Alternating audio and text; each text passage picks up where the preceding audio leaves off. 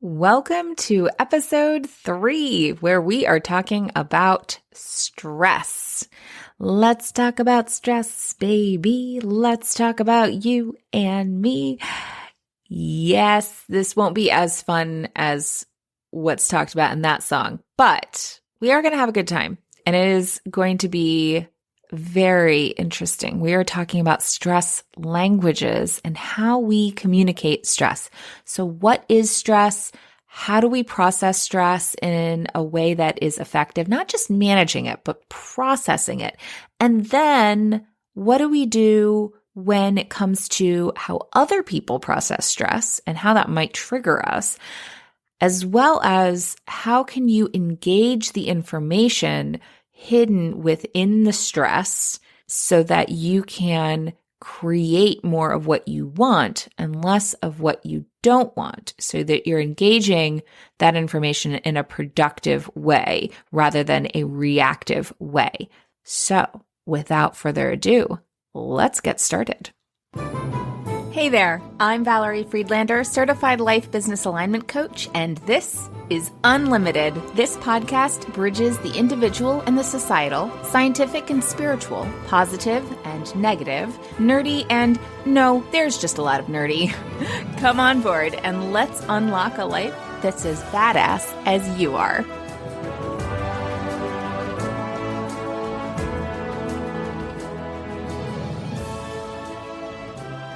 So stress. Stress is a huge topic, and as I record this, we are 8 months into the COVID pandemic here in the United States, and stress is such a thing.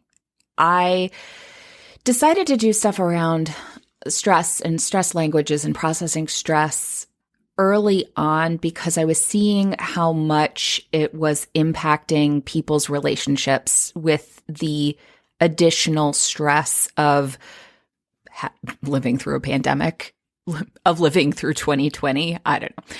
It's a concern that we don't handle processing stress well in the society. Actually, our relationship with stress in our society is highly problematic in general. So I thought it was important to bring that up and also have this be one of my early episodes to dig into. Before I do that, I do want to be clear as I get started that this episode is not dealing with grief or trauma or abusive relationships. What we are talking about here is stress, like when you say you're stressed out and you're in situations where you want to show up more intentionally instead of reactively. That is what we are going to be digging into here, is addressing the level of stress or chronic stress that creates those reactive dynamics and patterns in our lives that we don't like but can't seem to disrupt. All right. Back to our society has a problem with stress. We have this love-hate relationship with stress because we've learned to rely on it for productivity. We've got this hustle culture. We have the being busy and doing, and our value is on the doings instead of the being, things like that. And it is important for productivity to a certain extent, but we have an overabundance of it. And even with entrepreneurs who can set their own schedule and do their own thing, when you come from the corporate culture that is very heavily based in this go, go, go, work long hours, push, push, push, like there's a reason there's a issue of burnout happening in our society right now. Even when you step into a space where you can set your own schedule, it's hard to shift those patterns because they're what we're used to and they're what feel normal to us, and we tend to perpetuate patterns. It's like wherever you go, there you are, right?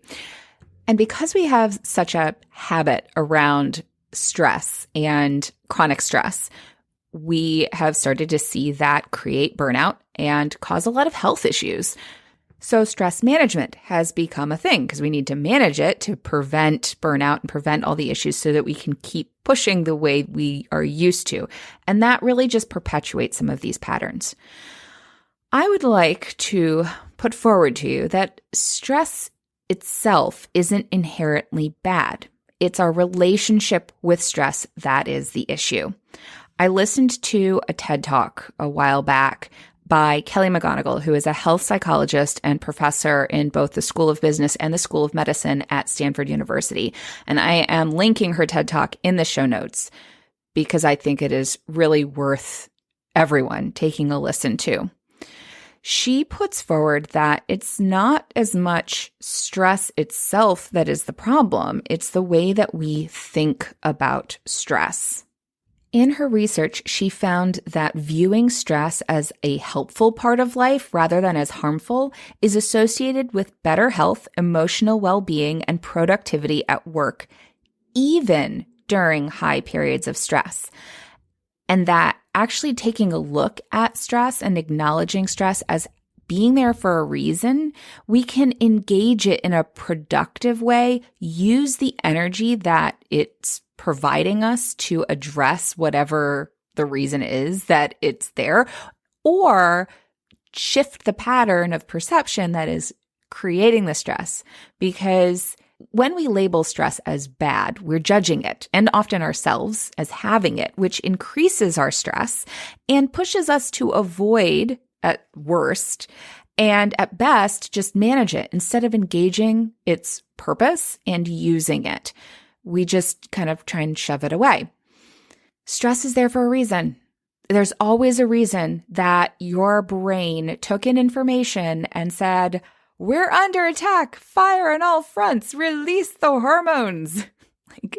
And doing that it's biological survival. When we perceive stress, or when our brain buckets information as this is a threat, then we need that burst of adrenaline and cortisol to help us combat the stressor, the potential danger or pain. Now, the problem with this is that signal will fire whether it's a actual physical danger or if it's a perceived threat based in our ego. Obviously, that can create dynamics of reactivity that are not serving us in the way that we would want them to. So, what is stress? I think it's really important to identify what that word means to be able to utilize it in a helpful way. So, stress is defined as pressure, tension, emphasis. It points to something and says, "Hey, pay attention to this. There is something going on here." So if I were to stress a word, you'd know that that word was important in whatever I was saying. So our brain processes information behind the scenes. There's a subconscious processing that is designed to help us respond more quickly, especially to danger. This is happening not in the realm of our conscious thinking. So it's not like, "Oh, I think I'll be stressed now," or, "Hey, this person is being mean." It really goes straight to our limbic system in a lot of cases, especially if it's a trigger of something that has happened before. It resonates with an experience that we've had in the past that was painful. And it goes straight to that limbic system and releases those hormones, like I said. And then we have this physiological experience. When hormones get released, when adrenaline and cortisol get released, we get heightened senses, our heart rate increases, and this physical response happens faster than our conscious brain. And because our brain is wired for survival, it's always on the lookout for potential danger. And the more stressed you are, the more factors that are influencing stress, whether they're physical factors like you're hungry or tired, or emotional factors like you had someone actually say something that hurt your feelings or whatever it is, or maybe you're feeling lonely, those sorts of things can influence how much your brain is on the lookout for other potential danger to protect you, to keep you safe. And when you are on the lookout for danger or lookout for potential threats, you are more likely to find them. For example, I work from home and I might have hoped to get to a chore around the house. before my husband gets home so that we could spend more time together. One of those is the dishes. He will spend time in the evening doing dishes. But if I want the time for myself, I will want to get to the dishes so that he doesn't need to do them, so that we can have time together. He's more relaxed, et cetera, et cetera. So say he comes home and walks in the door, and our back door goes right into our kitchen. So he walks in the door and he goes, dishes. If I hadn't gotten to those dishes, and especially if I had wanted to get to those dishes, and I was already feeling annoyed that I hadn't gotten to the dishes, but maybe even if I wasn't, maybe it's just the fact that that was the first thing that he noticed, it might trigger my I'm a bad wife button. Now, am I a bad wife? No, but nobody likes to think that you're failing in some way at a role that is important to you. Then it will trigger a self-defensiveness. So his dishes, he didn't say anything about me not getting to them, but it would be very easy for me to take it personally because my brain is on the lookout because it's already focused on the dishes and I'm already upset about that. So then he comments on it. And because that pushed a button for me, my stress response goes off and I take it personally. If I take it personally, I feel like he's attacking me by that comment. Then I am going to respond likely with, why do you only notice the one thing I didn't get done? Why do you never point out all of the other things that I did? Because maybe I did like the laundry or something, but I just didn't get to the dishes, right? Whatever it is, he pointed out the dishes. I took that personally. I attacked him back. And then his response might be either to go away from me, which then I could interpret as additionally offensive, right? Or he could attack back. Like I've now threatened his good husbandness and go, why do you always jump down my throat the first thing I get home? Now, are those always and nevers accurate? Probably not. And definitely not in our case, but it could feel like that. And those are like red flag words. If you're using always and never, you've put things into a binary. Binaries are often in a space of stress. They're judgments. And so those are red flags that you're having a stress response. You're triggered. This is why we need to make friends with stress. Not to keep it around, but to learn how to honor its presence and use its energy to help us move forward. Because in this instance, taking that step back, I might initially feel upset about it, but then I can go, all right, he actually probably had a rough day. I had a rough day too. And I can acknowledge that he sounds tired. I'm tired too. How do you want to handle this? Because I also am irritated about the dishes. I really wanted to get those done and I didn't. And I feel upset about that. So I can acknowledge my feelings, right? But if I don't, and if we have that dynamic, and if it's something that happens multiple times, or even just one more time, it can start to become a pattern. And then even if we didn't have a rough day, our brain knows that we get into an argument when he comes home. So it'll be ready and looking for the argument. Obviously, we don't want that. I don't want that. I know he doesn't want that. Therefore, making friends with stress and being able to look at, well, what button got pushed and what's going on here and what's true about that and actually engaging it can be helpful. The thing is that it's really hard to see options and think beyond that initial response when you have your stress blinders on. That binary has come on, the hormones have been released, and we zoom into the potential danger. So it's hard to think beyond that and go past the initial reaction. But you can recognize that you are in a stress response, and you can take intentional action to release the stress and then explore the pattern to identify what's actually going on and choose how you want to respond. Whether it's just a shift in thinking or maybe it's setting a healthy boundary, then it's more of an active, conscious choice.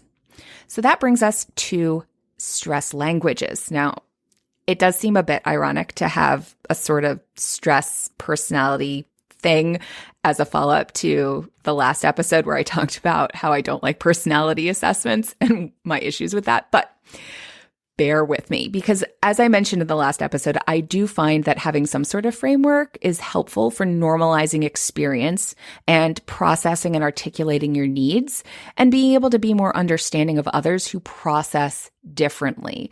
I do also want to remember that this is general and it doesn't always apply in all instances. Like, it can shift. It's not always the same, but it helps you kind of know what's going on. I used the term stress languages because I was inspired by the concept of the 5 love languages by Gary Chapman. I love this book, especially because it highlights how everyone expresses differently and processes differently. And we have things that we tend towards, maybe not in all times of our life. Like, it may not be a fixed thing. It may fluctuate, but it helps to be able to recognize that everybody's different and that we can not take things as personally. Like, we all often assume that people think the way that we do and would only act in a certain way if they thought what we thought that would motivate us to behave that way. all the thinking. I think you think that I think that you think. Oh my God, too much thinking. Stop the thinking. So this is where it's really important to just kind of give yourself a pause. And then you can tap into something simple to be able to reset and show up in a different way. So this framework of stress languages is based in spiritual, mental, emotional, physical core influencers that I was first introduced to back in 1995 when I was part of a women's circle that was led by Little Nightmare in Nashville, Tennessee.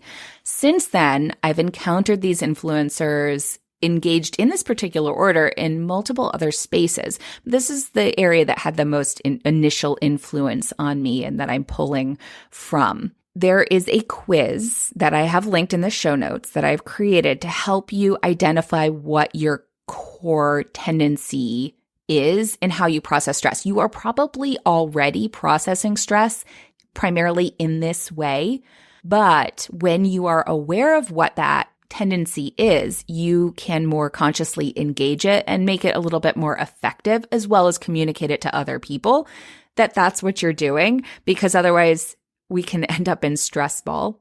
That's what I call it. Stress ball, when you're stressed and then somebody else gets stressed off of your stress or misinterpreting your stress as being about them. And then you interpret their stress as being about you. And then we're kind of throwing the stress back and forth.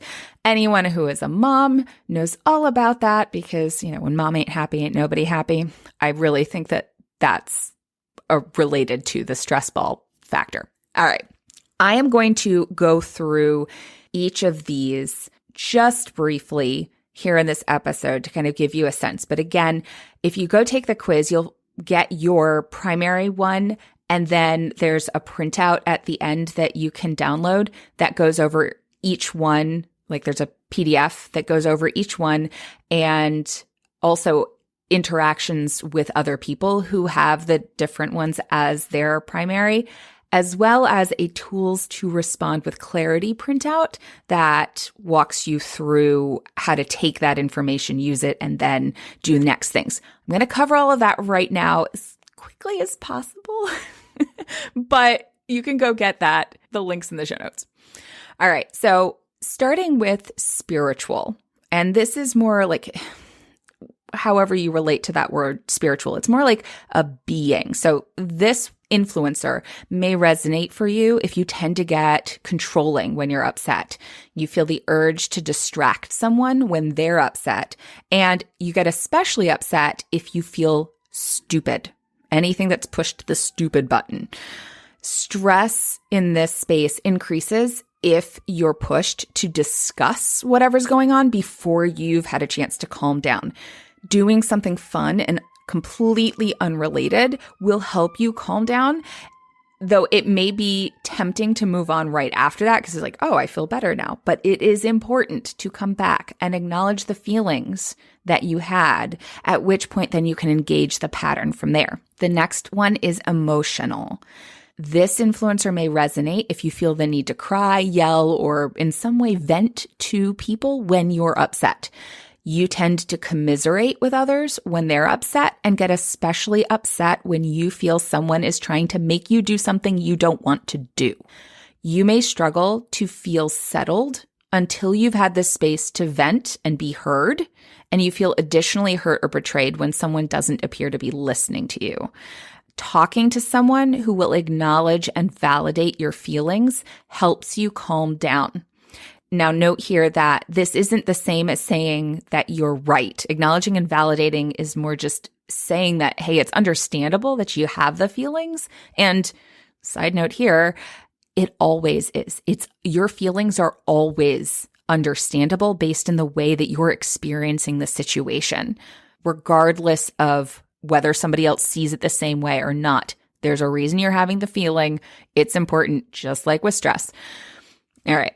It is easy to stop there with someone affirming your feelings, but it is important to take a moment to recenter in your body and in the moment, and then engage the pattern. So go beyond the feelings to, I'm here right now in this moment. Now, what is really going on beyond just the emotional reaction? Physical is next. This may resonate for you if big emotions feel overwhelming and you prefer to be alone when you're upset. When someone else is upset, you may either want to hug them or get away from them. Probably depends on if you're interpreting their upset as being about you or not, because you feel most upset when someone is upset with you. Stress increases if you have to be around big emotions, especially if you're interpreting it as being about you. And it's common for people who experienced anger as dangerous when they were a child. With this influencer, it's calming to get present in your body, doing things like exercise or deep breathing. It may be tempting. Again, you notice that I'm highlighting this multiple times. It may be tempting to move on once you have calmed down, once you've managed the stress, but it is important to come back and actively think about what happened once the emotional charge has settled down. So don't just go about your business like, hey, it's all better now. No. We want to come back to it. The next influencer is mental. This one may resonate if you like to figure things out. And when you're stressed, you want to talk about it and understand what happened and why, who's to blame for what occurred. You may feel the urge to jump in and problem solve when someone's upset and get more stressed out when someone refuses to discuss a problem, because this tends to be interpreted as that the other person doesn't care, which might be true. Or it could be that they have a physical influencer and care so much that they have to go away while the energy is still really high. So it's calming to discuss and brainstorm solutions when this is your primary thing. But it tends to be from a more judgmental place initially, like as you're processing it, again, going back to who's to blame. And once you figure out who's to blame and who's wrong, it's tempting to leave it there. But taking the time to walk away for a little bit, do something fun, reconnect to you, to your best self, and then come back and explore the pattern through a clearer lens that you can take it out of the right-wrong binary and be more open to what's going on, the dynamics, and find solutions. All right. So those are the primary influencers. Now, remember that they may show up differently in different situations. Your perception patterns, your triggers and responses to stress are unique to you because no one has all of your life experiences. I will give you an example briefly with my husband. When we were trying to make a decision about traveling during this time with COVID, it was several months ago. So it was actually a down period. Right now we're in another spike, but we were talking about traveling to visit my parents. He tends more towards the mental, and I tend more towards the emotional. So when we were talking about that, I was feeling stressed out about the idea of traveling. I wanted to do it, but I was stressed out about making this decision, and I was talking about it. I was talking about it from an emotional standpoint, processing it through emotionally with expressing my feelings, because he was stressed about it and processing it through logistically. We misinterpreted each other. He was hearing me processing logistics when I was processing emotions. And I heard him processing emotions when he was processing logistics. So what that looked like was he heard what I was saying as meaning that I didn't want to go, where I was just expressing how I was feeling about it. Eventually, I came around to realizing, oh, you're not saying that you want to go or you don't want to go. You're just processing the logistics of making that work. And I need you to understand that I'm not saying either one either. I'm just processing how I'm feeling about it before I can come up with a decision of what to do. All right. So that is one of the ways. That's more of the less intense ways that we can have some misinterpretations around how we process stress. It's important, especially when there has been a trigger, to come back and explore the pattern, as I emphasized every single time after each one of those. Though the way you may come back to it and explore the pattern can be different depending on the way you need to process that stress through. If you missed that, go back and re-listen to it, because each one of those influencers, I did give a slightly different approach to coming back to exploring the pattern, because there are a couple steps involved. There's processing the stress, then there's recentering, and then there's exploring the pattern. So when I say exploring the pattern, I'm referring to what created the stress in the first place, what its purpose is, and how it's serving you, as well as whether it's serving you in a way that you want to be served, right? Because that's the key component, right? Is the stress showing up in a way that's actually helpful to you based in what you want to create in the relationship or what needs to be expressed in the relationship? The pattern is the thought, so the perception, the way our brain connects the dots. Then the feeling that occurs from that, and then the action that we take in accordance with the feeling. Let me give you another example of this pattern and shifting the pattern to work better for you. I had a client, actually a couple that I was working with, who had a dynamic where they would get into an argument. Something would trigger this sense that they were at odds with one another, and she would get angry and he would go away. And then she would feel angrier because that would trigger her sense that he didn't care, which was not the case. He cared a lot. It just was that he felt like it was hopeless and felt overwhelmed by the emotion. So taking a look at that, we explored the thought was that we're at odds with one another. She hates me. We're not on the same team. And then the feeling was hopelessness, sadness, and hurt, and he would go away. Exploring that, since that wasn't the case, we looked at what would he like to believe and how would he like to feel. He wanted to feel connected and like there was something that could be done to improve the situation. He wanted to feel like he mattered. And the thought that they were at odds and she didn't love him didn't really help with that. So we looked at, well, what would be more true, even though it feels like that in this instance? Well, that they're on the same team, even though they're having an argument. And he wanted to be able to stay present in the conversation to be able to work together. The next piece is to create a reminder of that. And the reminder was to spin the wedding ring, to remember that we're on the same team.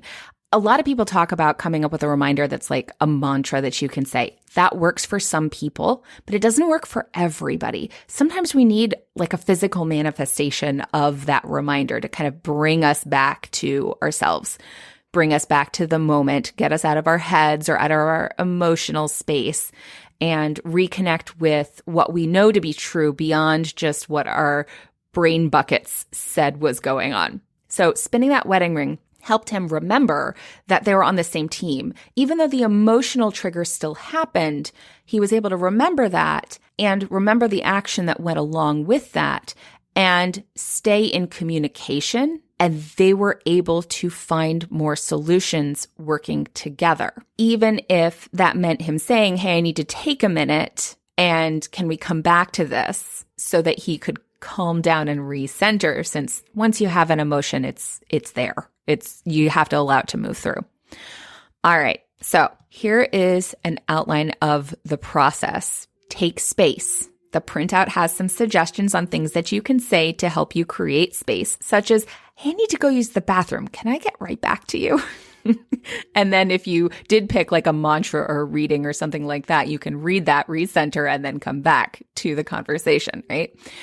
So take that space, do what you need to do to release the stress, and then check in. What were you feeling? What did you believe about yourself or about the situation, about the other person?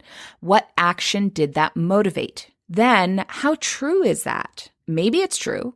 Maybe it's not true. Maybe you don't have enough information, right? Like maybe you need to ask some questions here. So this is about getting curious. Like what else could be true?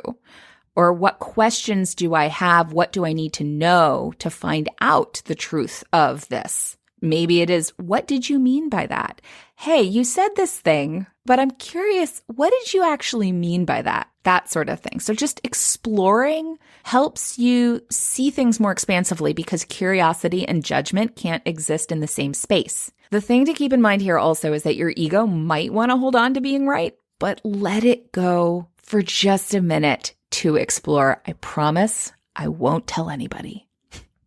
So the next piece is, what do you want?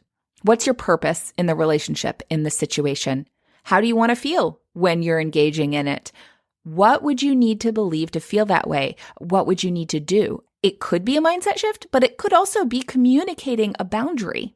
I will talk more about boundaries in another episode, probably multiple episodes, because that's another big topic.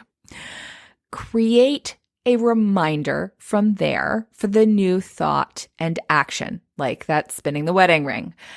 Note that changing a pattern can also be stressful because it is taking down something that wasn't serving you in order to build something new. And that does take energy. And other people who are not used to you responding in a different way may respond to you the way they're used to you responding. And that can be frustrating. So just remember that change takes time and to keep practicing. Again, I will dig into this more when we talk about boundaries.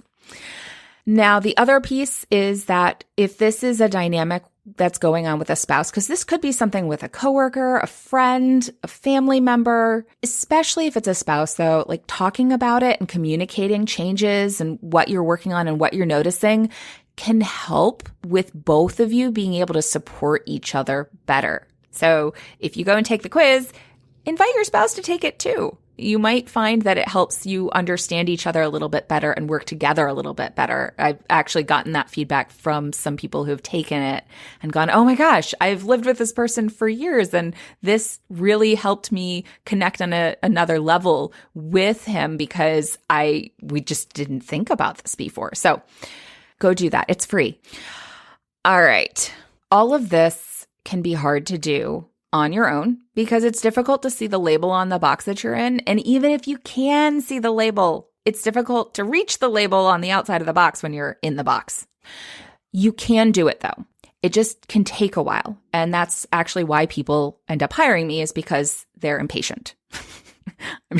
Well, I'm only sort of kidding there because honestly, that is what coaching is great with, is it helps you expedite the process to see things more quickly and engage them more quickly because you have that additional help of a professional to see beyond what you would normally see, to dig deeper than you would normally dig, and to have that support and accountability for making shifts that are aligned with the way you want to show up. Bottom line is that stress is there for a purpose. It just might not be what it seems like what the obvious purpose is. Don't just manage it and expect it to be gone. It's based in a pattern. So you can mine the stress for information and then choose your next step if you're willing to actually engage it and not just go, oh, well, that's done.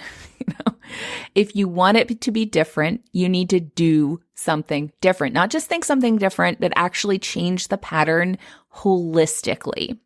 I am seeing across the board with clients that the stress of this particular time especially is magnifying all the things that aren't serving them. The benefit to something being magnified is that you can see it more clearly and thus you can do something about it because it's in your face, man. That's not always pleasant. So don't let that fool you. But I want to encourage you to harness this as an opportunity to really engage and maximize the stress of this time to create real change in your life. I mean, hey, if you're going to be uncomfortable anyway, why not go all out, right? If you're interested in support with this, there is a link in the show notes to get on to my website where there is a big old button to get on a free call with me. Please feel free to take advantage of that. It's there for you. I'm here for you. And I will see you on the next episode. Thanks for listening. I so appreciate you being here. If you got something out of today's episode, please share it. Leave me a review, take a screenshot, and post it on social with a shout out to me. Send it to a friend or, all of the above. Want to hang out more? Join me on Instagram. Or better yet, get on my mailing list to make sure you don't miss out on anything. And remember, your possibilities are as unlimited as you are. Allow yourself to shine, my friend. The world needs your light. See you next time.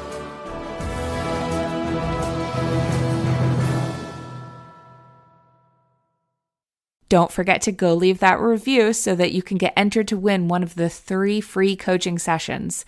If you are like me and not a techie person, I have step-by-step instructions available for you at ValerieFriedlander.com/coaching week, along with a few other links you might want to check out. So go check that page out, and I'll see you all next time.